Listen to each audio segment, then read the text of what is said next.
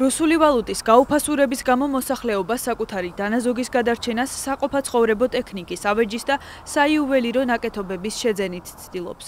გუშინდელი ვაჭრობის განმავლობაში დოლარის კურსი 80, ხოლო ევროსი 100 ცდებოდა. ცენტრალური ბანკის მიერ დღეისთვის დადგენილი რუბლის ოფიციალური კურსი დოლარში 61, ხოლო ევროში 76 რუბლია. თუმცა გადამცვლელ პუნქტებში დოლარი 74, ევრო კი 90 რუბლად იყიდება. ზოგიერთმა მსხვილმა ბანკმა სესხებზე განცხადების მიღება შეაჩერა.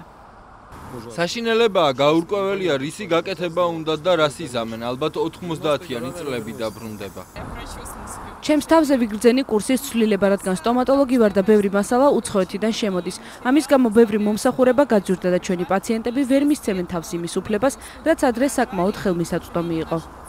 თავარია პანიკას არ ავყვეთ და მთელი ფული ევროზე არ გადავცვალოთ, რადგან რუბლი კიდევ უფრო დაეცემა და ეს უარესი იქნება.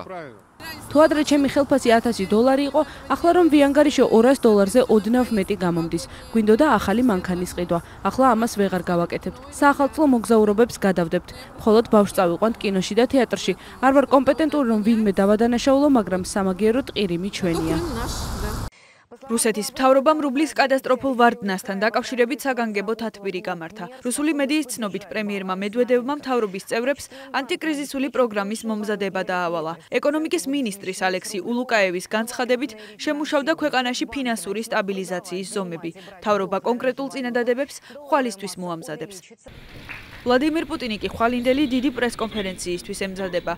რუსეთის პრეზიდენტის პრესმდივნის განცხადებით რაიმე სპეციალური განცხადების გაკეთებას რუბლის კურსის ვარდნის შესახებ პუტინი არ აპირებს. მოსკოვის ერთ-ერთ სასტუმროში კი ქართული წარმოშობის ბიზნესმენმა თავი მოიკლა. რუსულმა ტელეარხმა Life News-მა 68 წლის ივანე შერვაშიძის სიცოცხლის ბოლო წუთების ამსახველი კადრები გაავრცელა. მედია ვარაუდობს, რომ ბიზნესმენის თვითმკვლელობის მიზეზი კრიზისით გამოწვეული ფინანსური პრობლემებია.